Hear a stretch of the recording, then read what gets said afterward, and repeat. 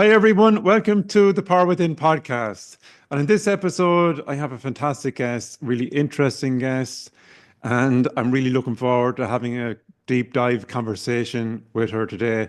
Her name is Daiga Petersone, and she is a holistic practitioner. And I'm delighted to have Daiga on the podcast here today. So, Daiga, I'm going to bring her in now. Daiga, you're very welcome on the podcast. How are you? Thanks so much. Very well. How are you? Thanks for inviting me. You're very welcome. And this is a recording of the podcast that I've been looking forward to doing with you because, folks, I've been following Daiga on social media for a long time now, and I've been really blown away by some of the information that she provides in terms of different topics that we're going to get into on the podcast here, and I hope they will blow you away as well. It's so interesting. Would you like to start off, I suppose, and just tell us a little bit about your story, how you got into this information, and why you're so passionate about it? So my story began when I was about, I think, 8 or 9 years of age. And I started to notice like how animals are, especially dogs, when they are not well, what do they do? So our pet dog, she got sick and she started to eat grass. So she wouldn't eat anything else. She would just go outside, eat grass, and puke it. And Right. the next day she would get better. So at that time, I didn't understand the process. But now, I, when I kind of, when everything clicks in my head, when I'm at this age, Yes. so what the dog is doing, she was detoxing herself. She was like cleaning her stomach. So, and I understood that animals know when they are sick what grass to eat, or maybe they need to fast. Usually they do fasting and then they get better. So that was one of the kind of highlights which brought me where I am now. And I always was interested in how body works, all the cleansing, detoxes, rejuvenation. And I'm a lawyer, but it's not my kind of Right. call. It wasn't my calling. That was what my mom and my granny wanted for me. Right. But it Sure. A wasn't my, career. It's a career move. yeah. So it Yeah. wasn't my thing and never was. And so meanwhile, while I was studying and working, I was doing other things, collecting herbs, reading books about herbs, um, nutrition. So all these stuff, juicing. So all these things together brought me where I am now.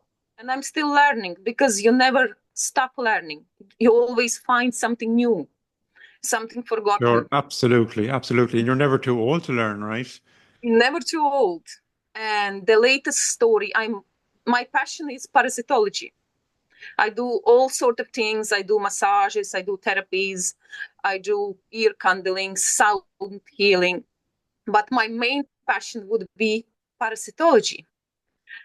And a year ago, I came across a video on YouTube. It was three hours long video, and it was a beardy guy from Russia talking about parasites. And at the end of the video, he said that he is doing the course, but it's going to be in Russia. And I thought I'm going to go and do that because I was looking for it like 10 years and I couldn't find it anywhere else. I didn't know how will I get there and how I will get my visa, how I will get from like I have a Latvian passport, but I live in Ireland 20 years, so I didn't know how possibly I will make my dream come true. But I did it. And so two workshops I finished, and it was very good because it was a practical plus uh, theory. So we did a testing, kinesiology testing, applied kinesiology on each other. finding parasites, what type parasites, and then adjusting the treatment plan with herbs or medication, whatever you have in your kit, kinesiology kit. So, and next month I'm going for my last workshop in Russia in May, and I will get my exam passed and my red diploma in parasitology, Oh, very which good. I'm very, very excited about because, Well done. yeah, thank you. Congratulations. Yeah, thank you. And It's it's just, something that not an awful lot of people know about or think about parasites in the human body.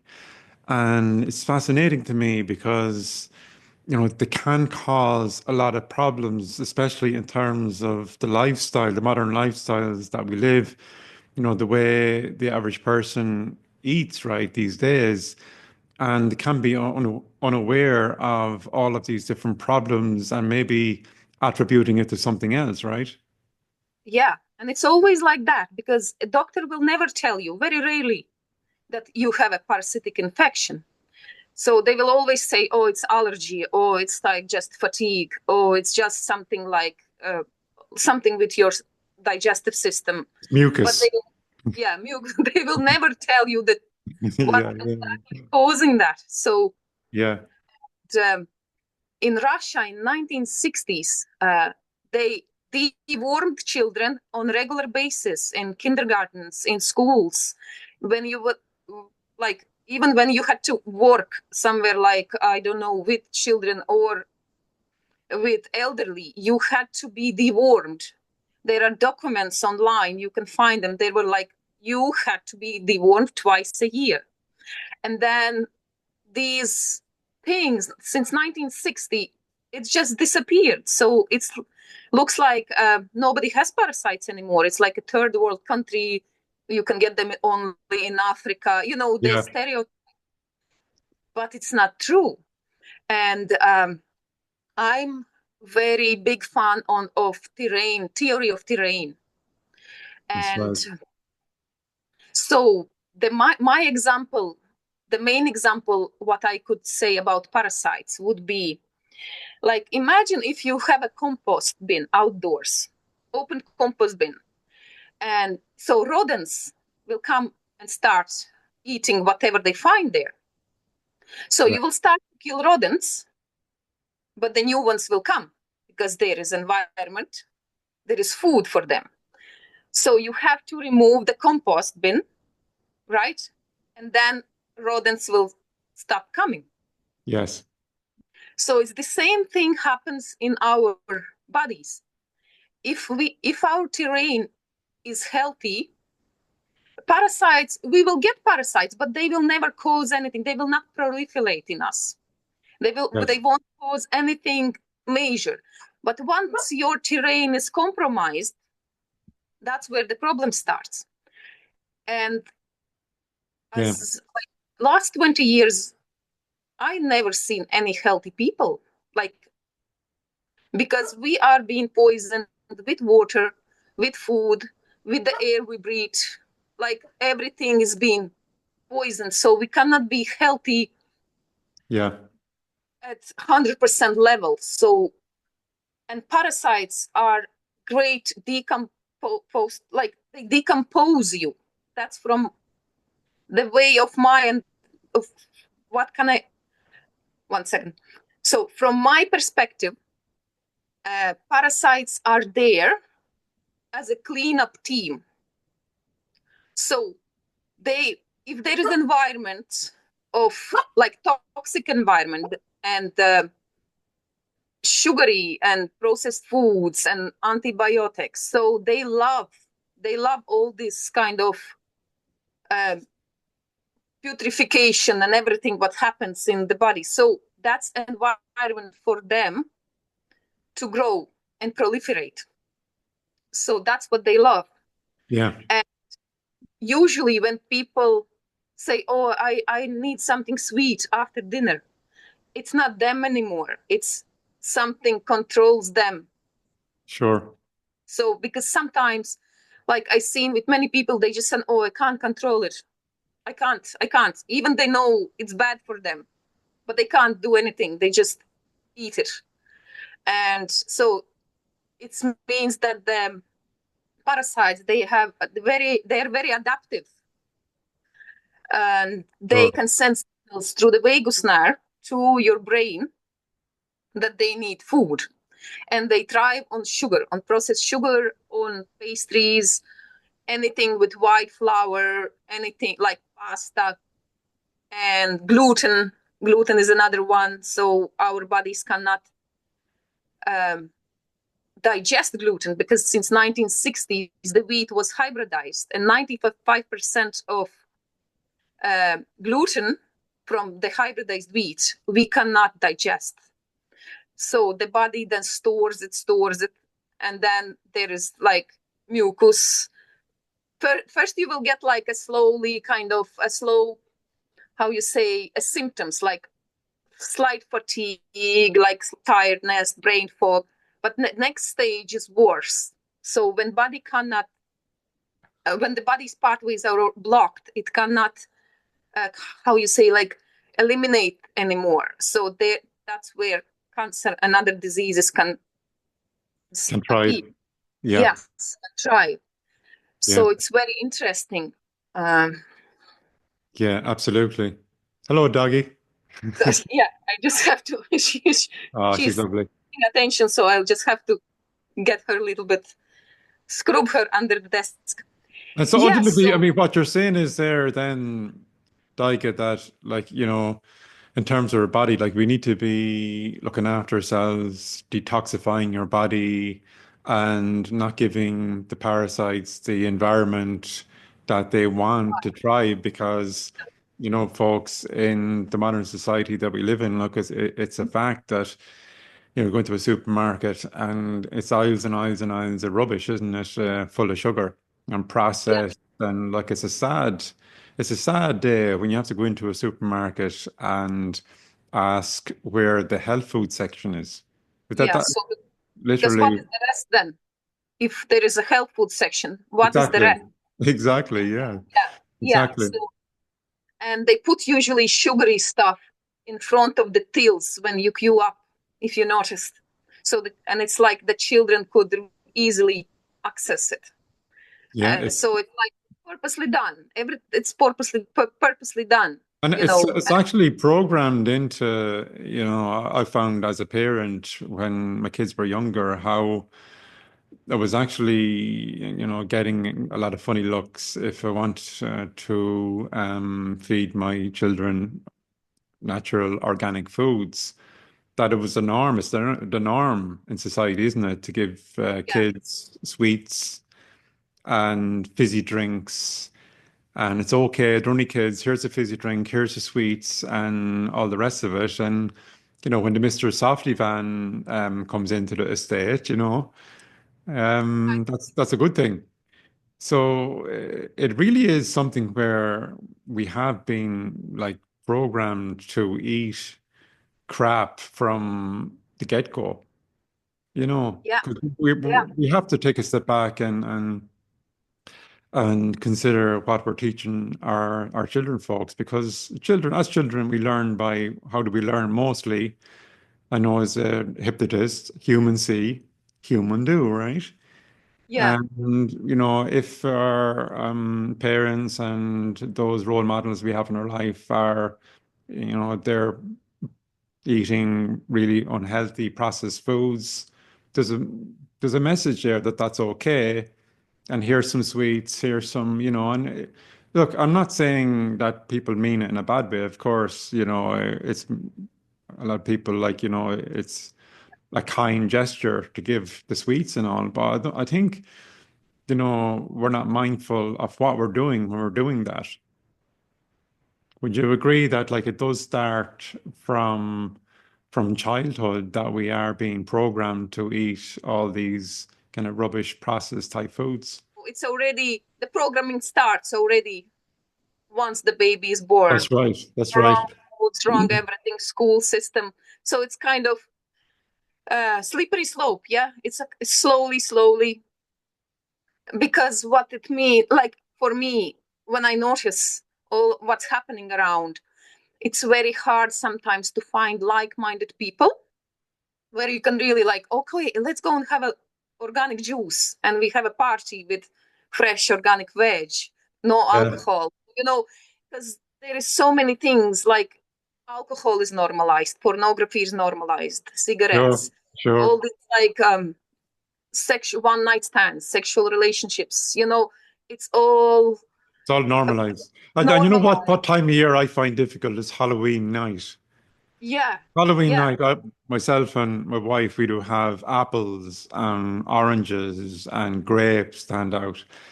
And, it's usually that obviously isn't the norm with the trick or treating, like, looking for a big bag of candy or a big bag of sweets. And sometimes, like, we're not the most popular neighbors in the state because, the kids coming to the door and they're getting, oh, I'm getting a bag of apples there, like. But, it'd be so easy to join in that whole thing. You know what I mean? yes. So you kind of have to be a warrior in make your own family and relatives, kind of uh, like make your own little bubble in a way, and do the best you can. Because otherwise, once you go outside, everything is like programmed for destruction. That's how can I see things? You go outside, there are ads everywhere, unhealthy foods, it's everything, I think, feeds each other. We are Uh, not living in a perfect environment at all. So I don't know how can we recreate it even, because especially in the cities. I think it's designed that way. It's like a rat race, so you can never it escape. is. Yeah. Even the question, what do you do for a living? So you're not allowed to live if you're not doing anything. So you have to generate money. You have to, like, say, birds, they don't have to. Yeah, they are free. Any Exactly. foxes, birds, like all the other animals. Yeah, it's only humans. Like they have to once, like baby is born. Like okay, so it starts. The cycle starts. We are not free already from the moment we are Oh, born. sure, sure. We're the only So species that it's has to pay to live on this planet. yeah. So we have to pay our bills, pay for the house. We pay for the food if we don't grow our own. So it's kind of designed that way. So we are kind of in this loop. I think there maybe could be, like, say, some kind of ways uh, how you can do it better, right? But because we have children and we are like kind of in the system already, we are not a part of the system. Once you have your passport, once you have your PPS number, you have Yeah, or already like a number in the system.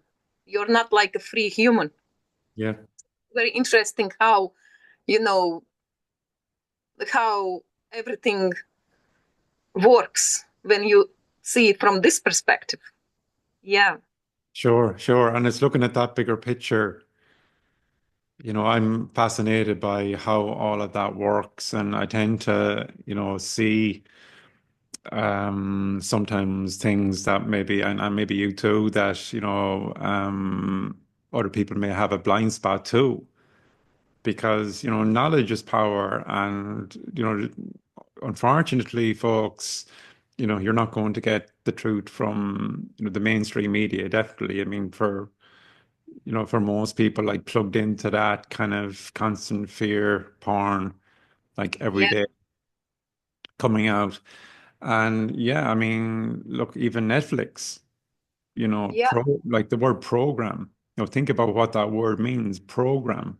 Program. Yeah. It's to be Programming. TV programmed. program.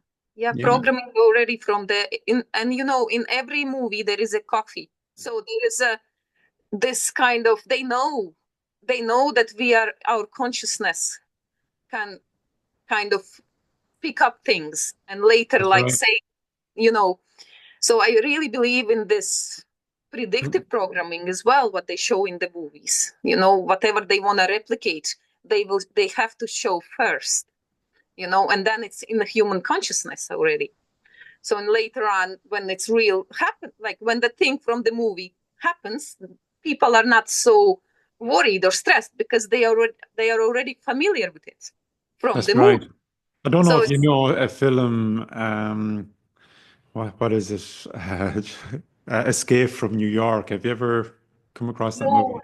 haven't seen Yeah, that one. Kurt Russell is a cult classic, and I love the soundtrack to it. The soundtrack is written by John Carpenter, who done a lot of the soundtracks for the Halloween. Do you remember the Halloween movies? Yeah, But and the in that movie, at the beginning of that movie, involves planes being flown into the Twin Towers. yeah. Uh, So and this is in the 70s, this movie, I think, in the early 70s. So maybe that was just a coincidence, folks. I don't know, but yeah, I mean, and on your point actually on, coffee being in movies, I mean, again, that's something that I've questioned quite recently because I have to admit, I was always one for a coffee, first thing in the morning because I was convinced in my own head I needed that coffee to function. I needed that coffee as a pick me up. When I wake up, I need a coffee. But like, once like doing the work that I do, hypnosis and so on, that if you think we are what we think, we are what we focus on, we are what we tell ourselves. Like if you yeah, think something is going to be hard, guess what? It will be. If you yeah, think something is going to be easy, guess what? It will be. Because what we're doing is we can create our own reality and it will become a self-fulfilling prophecy. So if you think that you need a coffee when you get up in the morning, then you need the then coffee. then you will need it. But if you open your mind, and I think I've done this recently, and it's like everything. It's that first domino. It's the hardest thing is actually starting something, no matter Yeah, what, right? And it was like just giving myself the opportunity to go, right, okay, do I need this cup of coffee here? And I'm not going to take a cup of coffee today. And we'll see, do I really feel any different? I'll have a glass of water instead. And guess what? I didn't really notice any difference. Not really. And now the last couple of days, I don't even, I'm tasting the coffee different because when you leave your taste buds to regenerate themselves after a few days, you realize actually, does this drink even taste nice? It doesn't really even taste nice. So I changed and I've changed to drinking a homemade tea, which consists of ginger, lemon, and a little small pinch of apple cider vinegar, which, yeah, at the beginning, it's like, like with everything that you're not used to or accustomed to, you will feel, oh, you get at least that taste in the mouth. But I assure you, I mean, if you eat something for 21 days, guess what? By the 22nd day, you will like that drink or that sure. food. Yeah, And now I drink it and I really like it. I really, really enjoy it. And if you put a coffee and the drink that I've just described side by side and the competition, which is the healthier drink for your body? There's only one winner in that. And I think, there's a lot of propaganda out there about coffee because it is big business to yeah, convince you that, coffee's okay. Coffee's yeah. fine. Coffee's normal, right? Even on the way in here, talking to you today because I seen something you shared on Facebook recently about coffee. And when I was Yeah. it's synchronistic because when I was coming in to do this recording, I got stuck behind a van. On the back of the van, it was like coffee. It was somebody selling coffee or like something to do with coffee. And someone thought, oh, yeah. And that's a bit synchronistic, isn't it? Going in to talk to you today. But yeah, I mean, look, that's another example, isn't it, of what Yeah, people consider normal. yeah, just normalizing things what are really not good for you in general. So the things which are good for you, like for example, if I will, they will nobody will invite me to BBC News and talk about juicing. You know what I mean? Yeah, Because it will be a threat yeah, for the system. So it's not, you have to dig and you have to find and you have to kind of check on yourself first before yeah. you kind of tell somebody, oh, this is good. But then you can say, oh, this is good because it helped me, and you can say, tell your story. And Sure. So it's very interesting, all these things, because at the moment I'm taking a parasite powder myself, and I'm doing this detox for myself, my daughter, and my dog.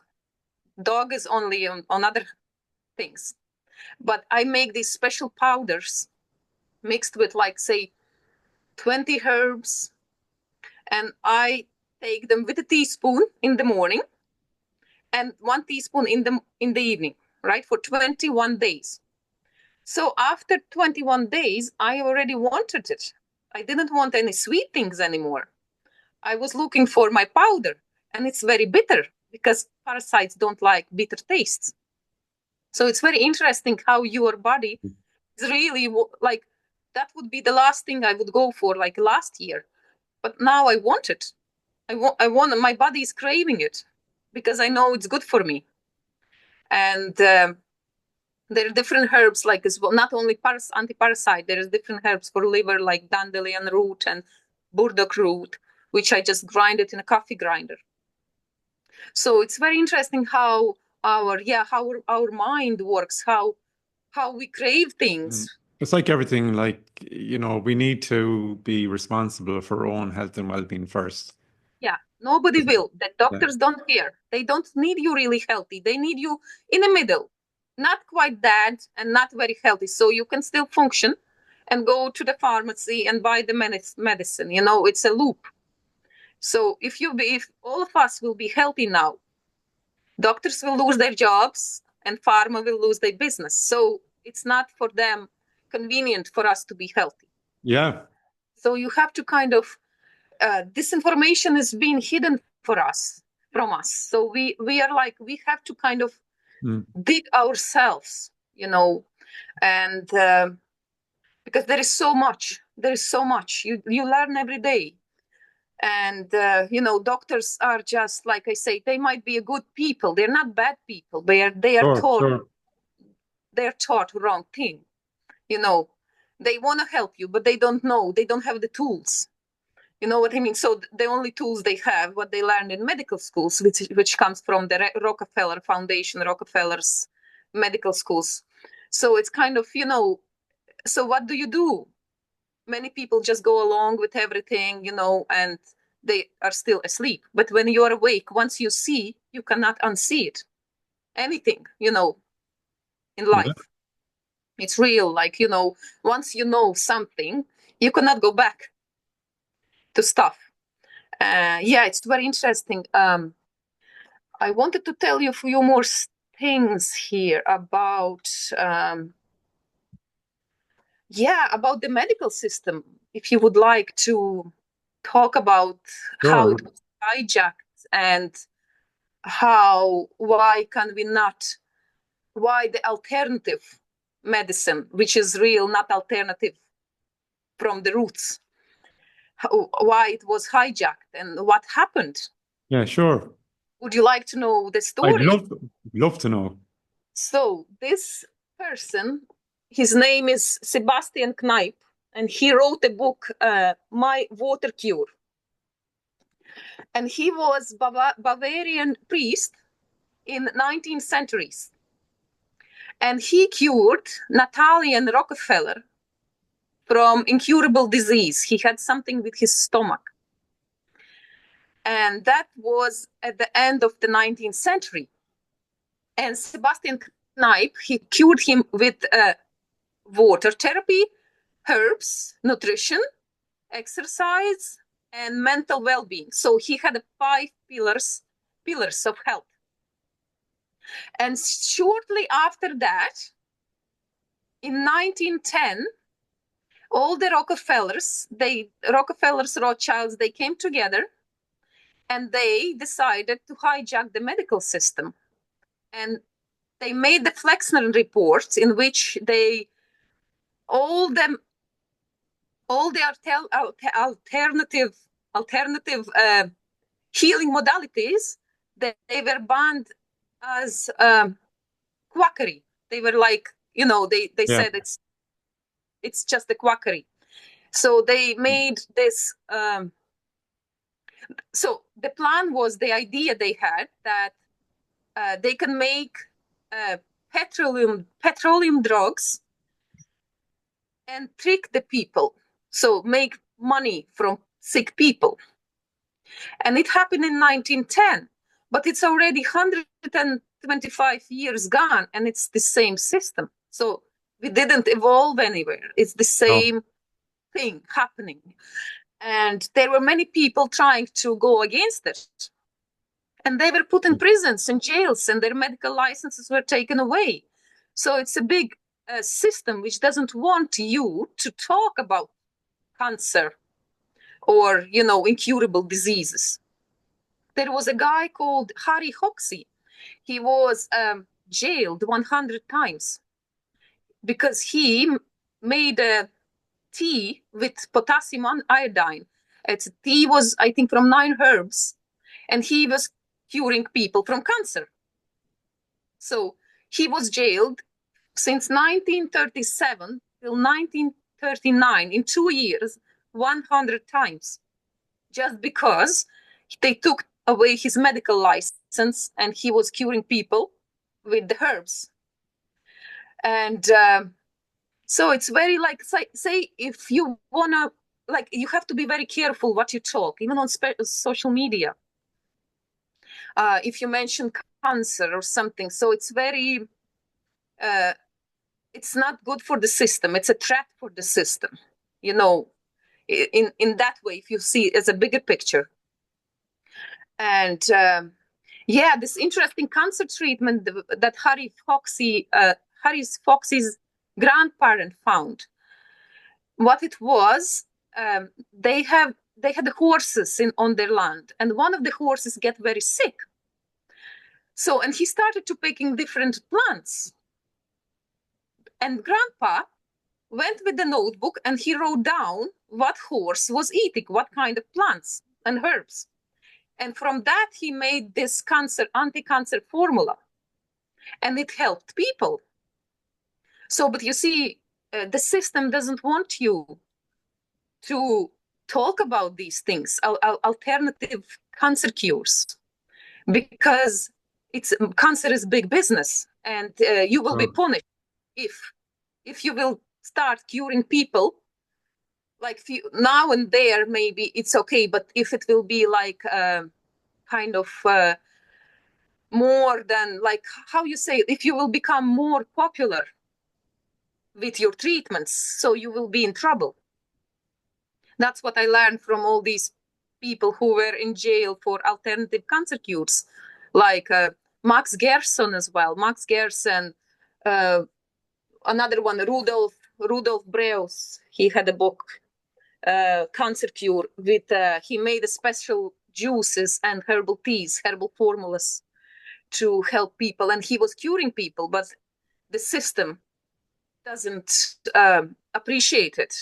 They are still finding a cancer cures. Cancer cure is already there. You just remove the cause and give the body all the nutrition, minerals, and herbs it needs, and it will recover itself.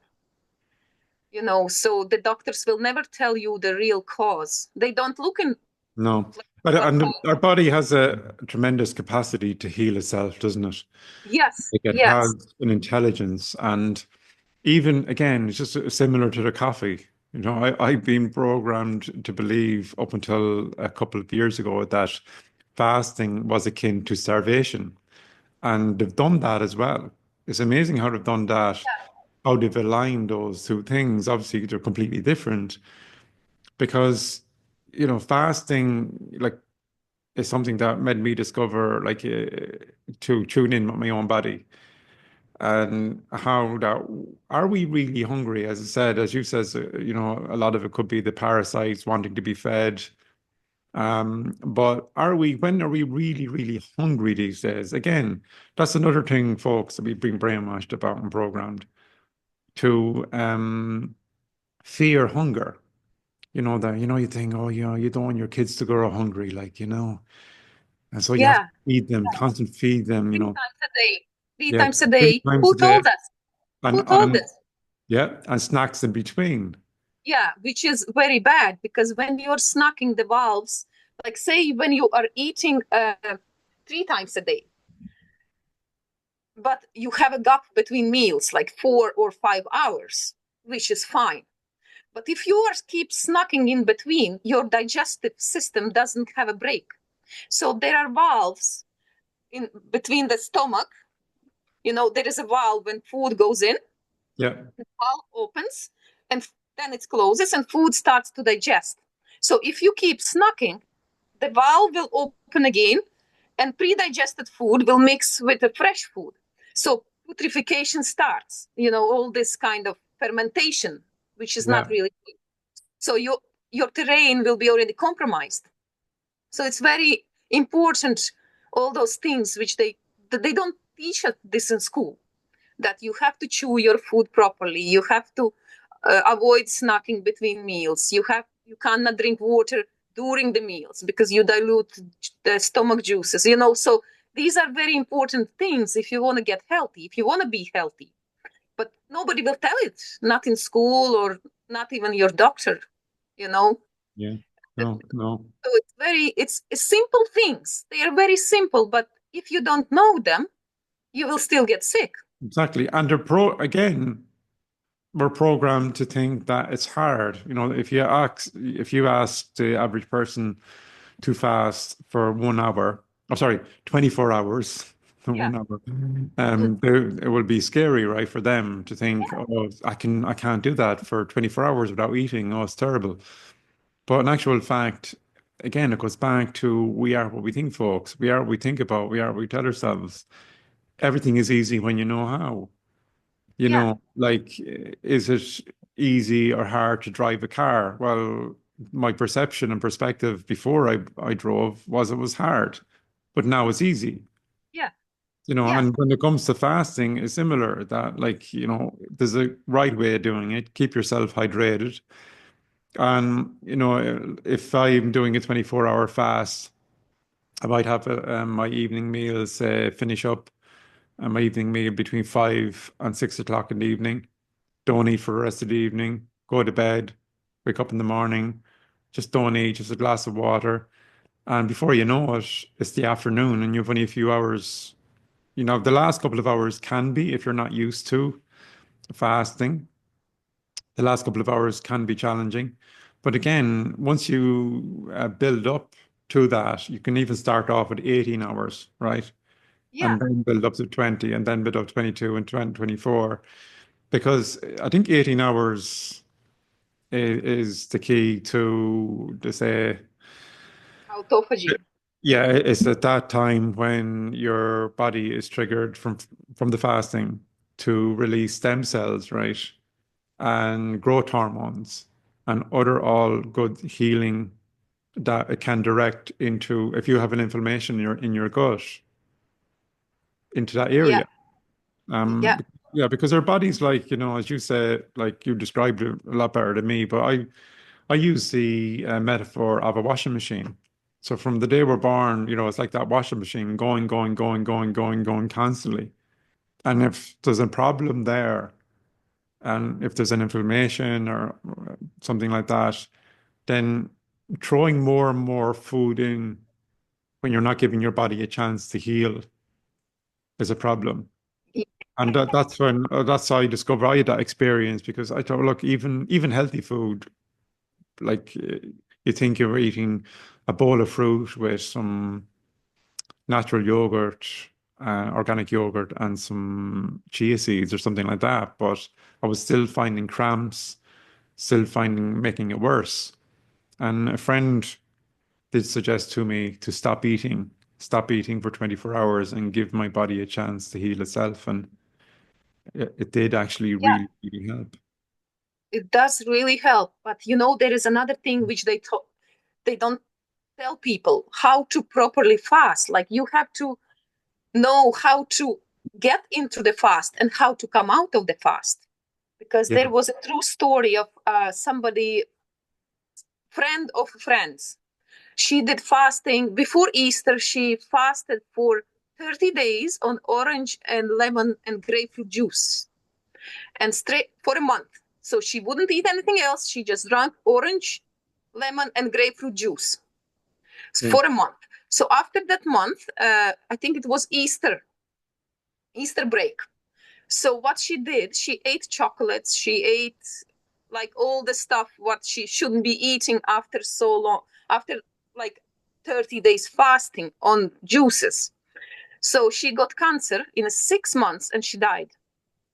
So there is a way. If you fast, you have to know how to come out of the fast so your body doesn't kind of you cannot eat junk food after fast or Sure. chocolates. Yeah. There are fruits and veg and fresh salads, so you slowly introduce food back to your body. So and many people, it doesn't work because their colons are clogged and they fast, so the parasites, putrefaction, it's everything is still there in the colon, so it's hard for them. They cannot really do it. So I always recommend to cleanse the colon before you do fasting.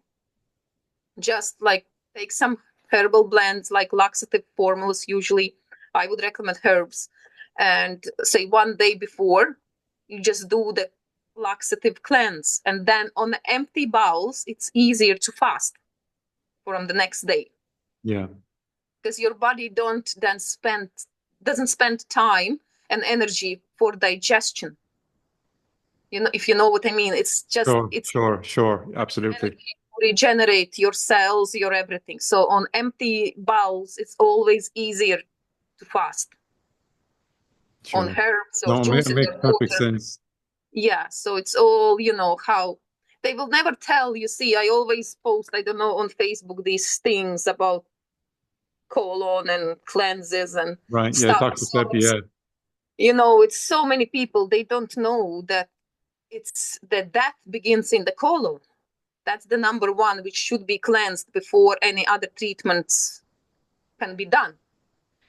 So just clean the colon, and then you can kind of introduce healthy foods. Because if you eat healthy foods on the top of the fermentation and putrefaction, it's not going to help you. You can eat, you know what I mean? Yeah. Oh, no, I know. Absolutely no. Yeah, you have to clean the pipes first, and then you introduce the healthy, nutritious foods. From Sure. my perspective, yeah, that's very interesting. But nobody really talks about it. Everybody eats like in the morning cereals and white bread, and it clogs the colon. It's like it's inflammatory foods. So, and then people, young children, they are getting this, older people's diseases. From younger age. So it's like it's there. It's everything is there. You can see obese children. They shouldn't be obese. Like when I grew up, there was nobody was obese. you Yeah. know and now it's like you go in a Limerick town and Dublin, like every third person, they are overweight. So it's a big problem there. And it's very sad to Yeah, see, and definitely is a big problem in the Western world, that we live yeah, in. If you see, there's a picture shared recently I seen of a beach in the early 70s. Uh, yeah, there, yeah. Paisley. Don't know if Yeah, you've seen that. I And, posted it. Yeah. oh yeah, you posted, was it? You posted that one there. There you go. Yeah, there you go. Yeah, you know what I mean. So, Yeah, and yeah, yeah. but see, when you're sick and miserable, it's easier to brainwash and control you. If you are healthy, you start to thinking, oh, what's my purpose on this earth? Like what I have to do? Like, wait a minute, is it wrong or is it right? When you are sick, you don't think about those things because your colon is clogged, brain is clogged. Like you just go along in a loop, 9 to 5 work. You just Absolutely. you Absolutely. just kind of serve the system. So hopefully some of this convo discussion has resonated with you here today. And Daiga, I've just put one eye on the time that time has run out on us, and I've really absorbed into the convo with you. So I'm going to leave you for now and bring the podcast to a conclusion. Is there anything you would like to leave us with? Any words of wisdom before you sign off? Well, my quote is always your health is your wealth. So there is nothing else really. If you are not healthy, you cannot function. You cannot look after your children. You cannot do the work. You cannot do anything. So I think when people invest in their health, that's the main thing. Kind of keep healthy mind and healthy body. Yeah. Well, brilliant. Great, great. Well, Daiga, best of luck with everything and keep Thanks in so touch. much. Yeah. Thank you. You too. Thank you very much. Take care and keep up the great work. Yeah. Thank you. I'll keep posting on Facebook. Do so, do so. I'll keep following you as well. All right, folks. It's that time again to say goodbye. Hope you've enjoyed the discussion I've had with Daiga here on the show here today. And until the next time, be good to yourselves, be good to each other, and definitely be good to yourselves. We'll underline that one today, especially with this episode. And take that time for yourself and, rest. I think rest is underrated, right? And, because if you can't help yourself, how are you supposed to help anyone else? We can't pour from an empty cup, as I say, Daiga. That's Yeah. an old That's saying true. goes. Yeah. So look, until next time, folks, we sign off and we see you on the next episode of the Power Within podcast. Take care, folks. Take care. Thank you.